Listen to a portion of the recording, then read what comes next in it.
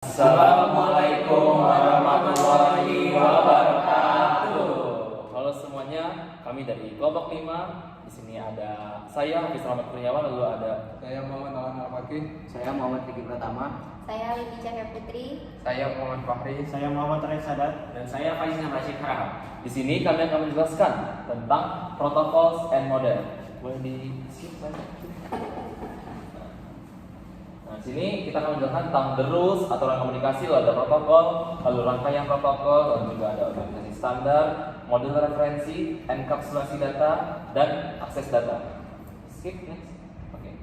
Selanjutnya akan dijelaskan oleh kawan saya bernama Lili.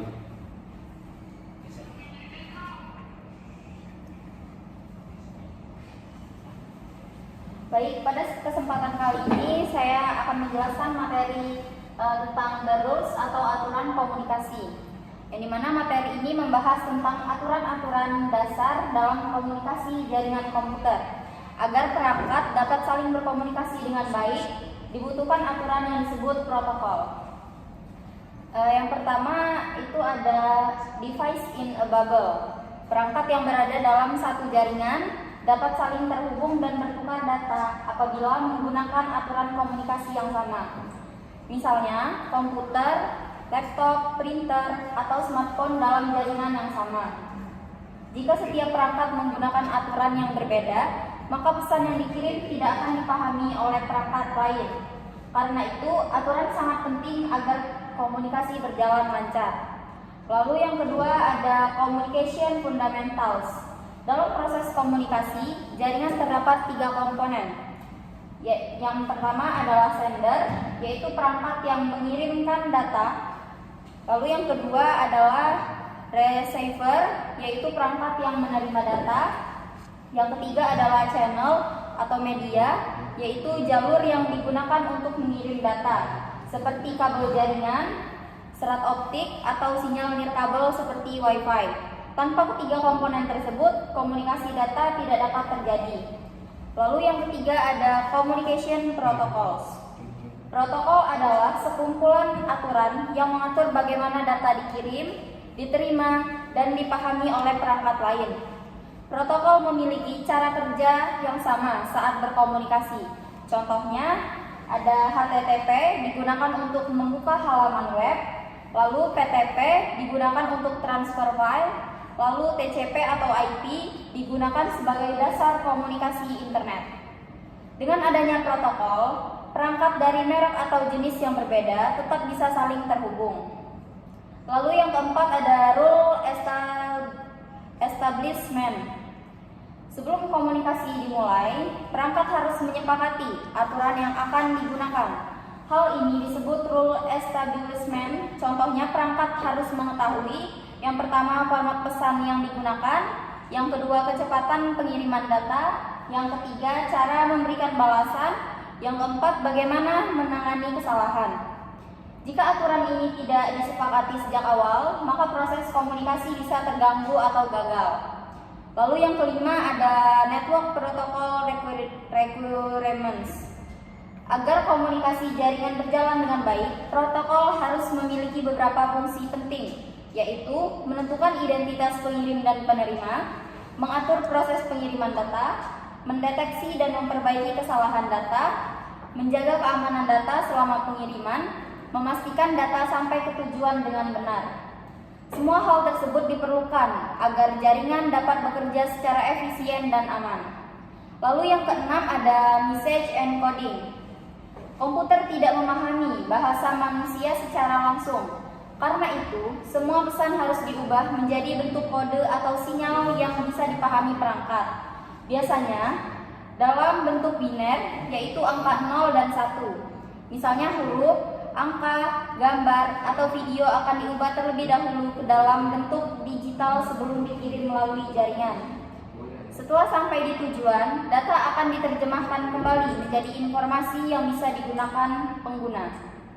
Lalu yang ketujuh ada message formatting and encapsulation. Saat data dikirim melalui jaringan, data tidak dikirim begitu saja. Data harus disusun dalam format tertentu agar mudah diproses. Selain itu, data juga dibungkus dengan informasi tambahan, seperti alamat tujuan, alamat pengirim, jenis data, dan urutan data. Proses pembungkusan ini disebut encapsulation. Dengan cara ini, perangkat tujuan dapat mengetahui dari mana data berasal dan bagaimana cara memprosesnya. Lalu yang kedelapan ada message size, yaitu ukuran pesan juga mempengaruhi proses pengiriman data. Jika ukuran data terlalu besar, maka data biasanya akan dipecah menjadi beberapa bagian kecil yang disebut paket. Setelah semua paket sampai di tujuan, data akan disusun kembali menjadi lebih cepat, efisien, dan mengurangi resiko kegagalan pengiriman. Lalu yang kesembilan ada message timing. Dalam jaringan, waktu pengiriman data sangat penting.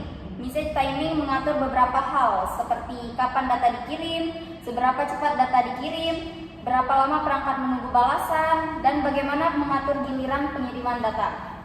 Jika waktu tidak diatur dengan baik, bisa terjadi tabrakan data atau keterlambatan komunikasi. Lalu yang ke-10 ada message delivery option. Ada beberapa cara pengiriman data dalam jaringan, yaitu yang pertama unicast, satu pengirim ke satu penerima. Contohnya mengirim email ke satu orang. Lalu yang kedua ada multicast, yaitu satu pengirim ke beberapa penerima tertentu.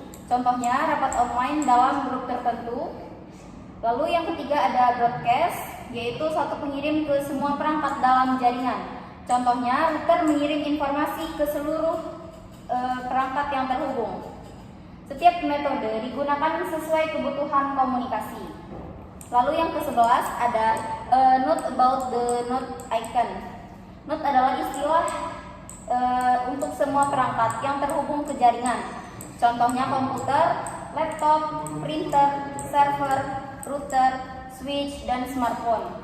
Setiap note memiliki fungsi masing-masing. Ada yang mengirim data, menerima data, atau meneruskan data ke perangkat lain. Jadi kesimpulannya dari materi ini dapat kita simpulkan bahwa komunikasi jaringan membutuhkan aturan yang jelas agar perangkat dapat saling bertukar data dengan benar. Aturan tersebut disebut protokol. Protokol mengatur cara pengiriman data, format pesan, waktu pengiriman, keamanan, dan tujuan data. Tanpa aturan yang baik, jaringan komputer tidak akan dapat berjalan dengan efektif. Sekian materi dari saya dan akan dilanjutkan oleh teman saya.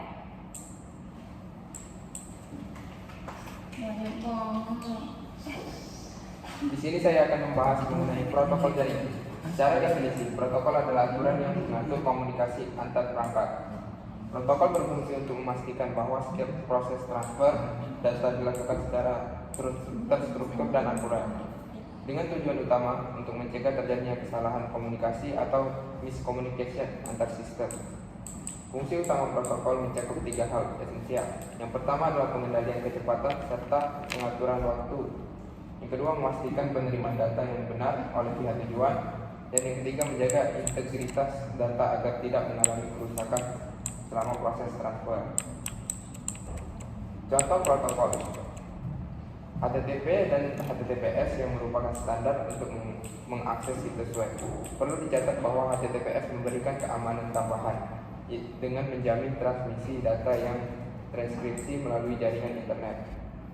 Untuk kebutuhan transfer dokumen, terdapat FTP atau File Transfer Protocol.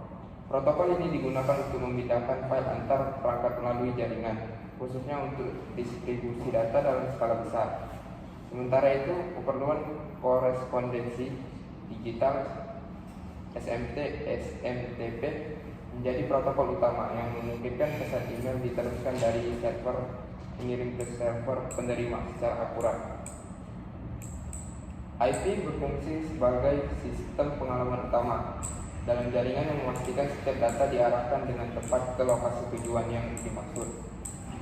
Selain sistem pengalamatan, terdapat protokol yang mengelola mekanisme pengiriman data, yaitu TCP dan UDP.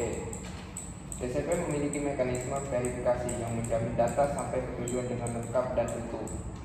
Dan UDP memprioritaskan kecepatan transmisi. Meskipun UDP lebih cepat dibandingkan TCP, protokol ini tidak memberikan jaminan pengiriman yang sempurna atau utuh.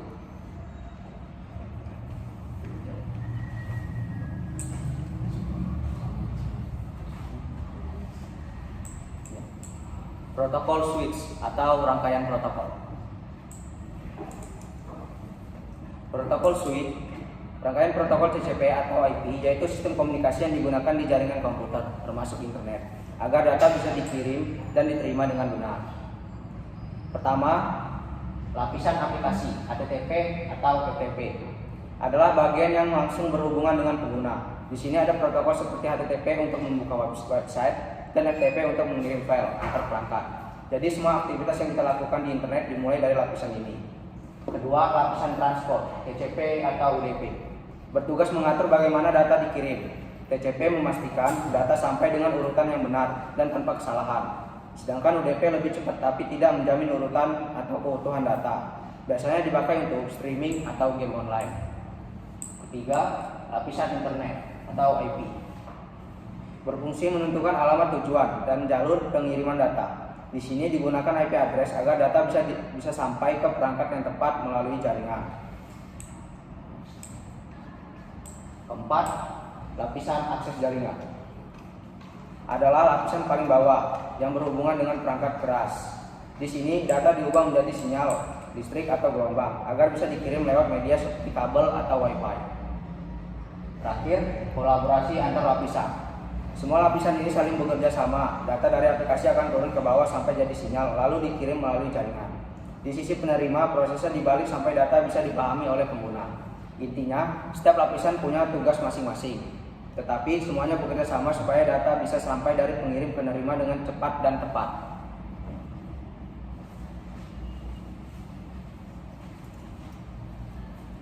Lalu di sini ada organisasi standar.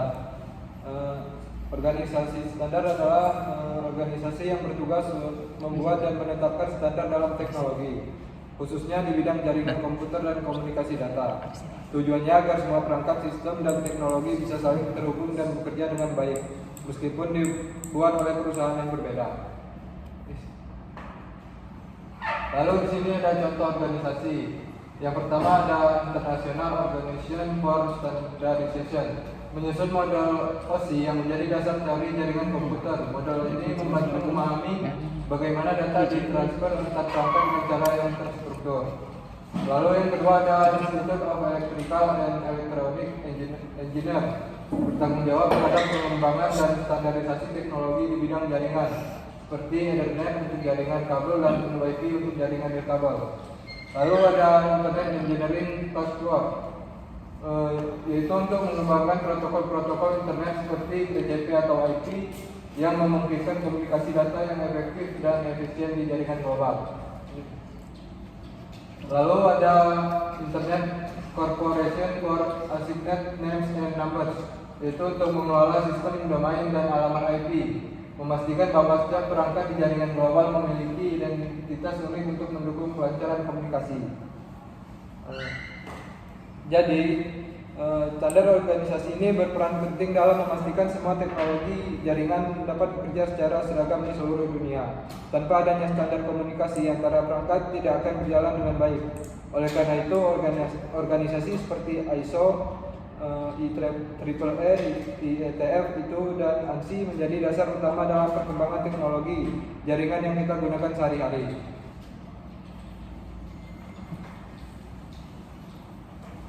Lalu selanjutnya ada model referensi.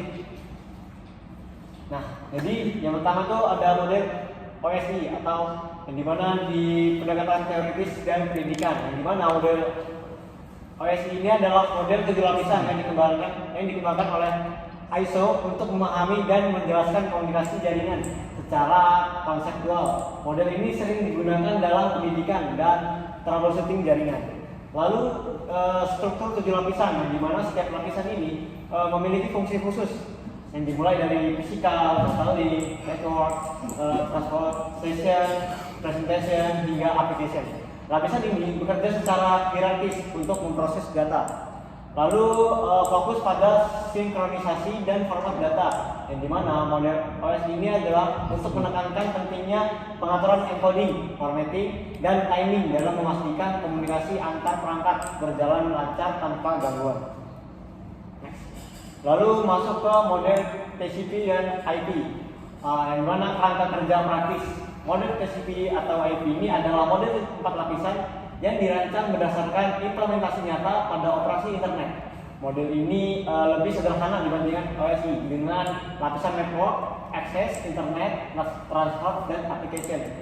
Lalu lapisannya untuk fungsi tertentu, contohnya lapisan transport bertanggung jawab atas pengiriman data menggunakan TCP atau UDP. Sementara lapisan internet mengatur pengelamatan dan routing melalui protokol IP. Lalu perbandingan dengan OSI, jika model OSI lebih bersifat teoritis dan detail dengan 7 lapisan, model TCP atau IP ini berfokus pada implementasi praktis dan efisien dengan struktur 4 lapisan yang terintegrasi.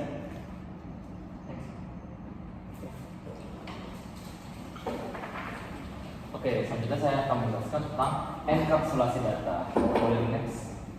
Oke, ini apa sih enkapsulasi data itu? Itu adalah sebuah pengemasan data yang menjadi segmen, yang dimana pada lapisan transport, pada data aplikasi itu dibungkus menjadi segmen untuk menambahkan informasi yang memungkinkan seperti kontrol pengiriman, juga port tujuan dan sumber.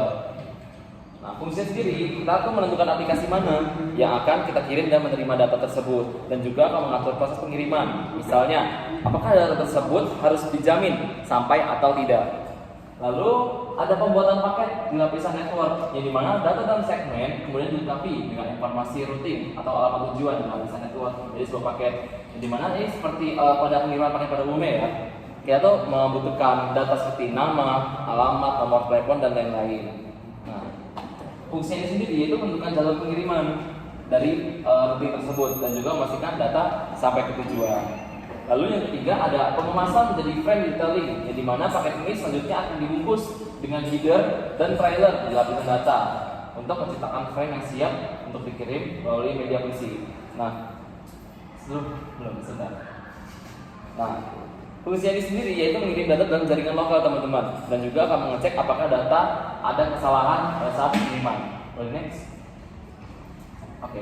Lalu juga ada konversi ke bit di lapisan fisikal, di mana fisikal ini adalah sebuah model OSI yang terdapat pada 7 OSI layer.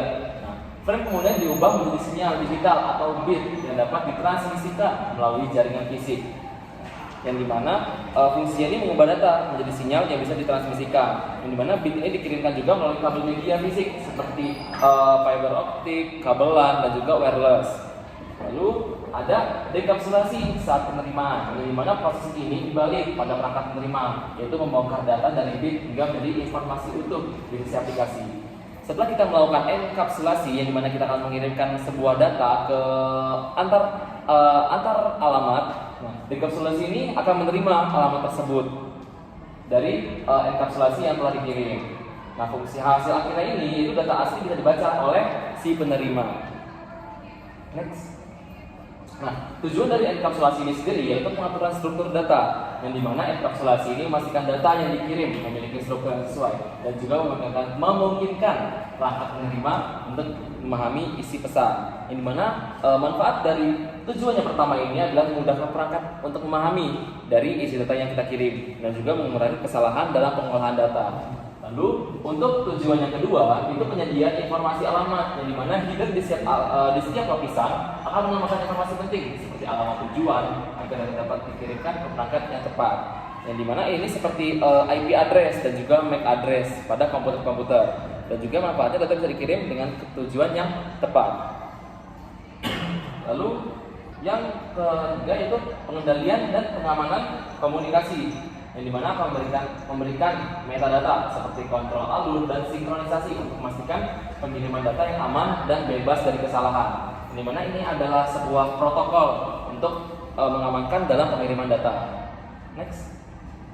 Nah, lalu ada tujuan yang tujuan yang keempat, yaitu pemisahan tanggung jawab setiap lapisan, yang dimana tujuannya memungkinkan setiap lapisan berfokus pada fungsi masing-masing seperti transportasi, routing, atau pengiriman fisik. Nah, jadi transport itu seperti mengatur pengiriman data, lalu ada di routing itu menentukan rutenya, dan juga pengiriman fisik itu akan mengirimkan secara lokal atau data linear. Dan juga manfaat dari tujuan yang keempat ini adalah sistem lebih terstruktur dan juga memudahkan perbaikan jika terjadi masalah. Lalu untuk tujuan yang kelima itu koordinasi antar perangkat, yang dimana proses enkapsulasi ini membantu menciptakan komunikasi yang efisien antara perangkat dengan arsitektur jaringan yang berbeda, yang dimana enkapsulasi ini menggunakan standar yang sama dari semua perangkat seperti pengirimannya, dan juga manfaat dari tujuan yang kelima ini perangkat berbeda tetap bisa berkomunikasi walaupun menggunakan IP yang berbeda, dan juga jaringan masih menjadi lebih kompatibel dalam pengiriman. Next. Oke, selanjutnya akan dijelaskan oleh kawan saya Faiz. Selanjutnya saya akan menjelaskan tentang akses data. Sebelum itu, apa sih pengertian dari akses data?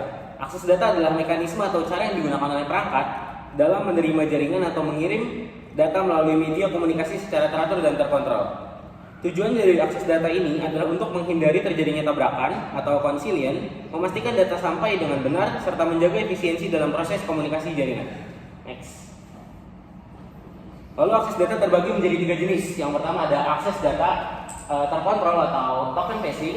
Dalam mekanisme ini, perangkat-perangkat dalam jaringan bergiliran untuk mengirimkan data atau token, yaitu tanda atau izin khusus diberikan ke setiap perangkat secara urut untuk mencegah benturan data selama transmisi.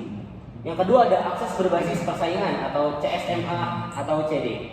Semua perangkat dalam jaringan dapat mencoba mengirim data tanpa perlu menunggu giliran. Jika terjadi benturan atau kolisian, perangkat akan mendeteksi dan mengatur pengiriman ulang untuk memastikan data terkirim. Dan yang ketiga ada penanganan benturan.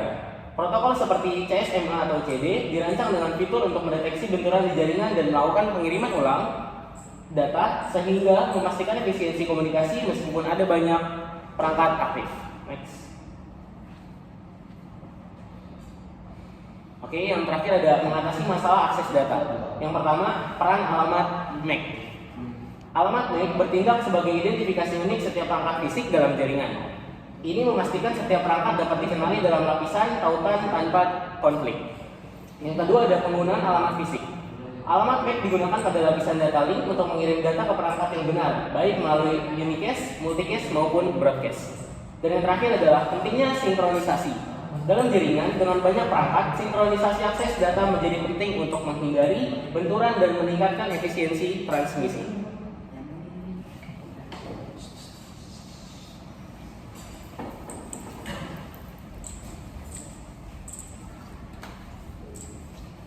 Baik, mungkin sekian penjelasan dari kelompok 5 terkait protokol and model. Mungkin itu saja ya. Kami akhiri. Wassalamualaikum warahmatullahi wabarakatuh.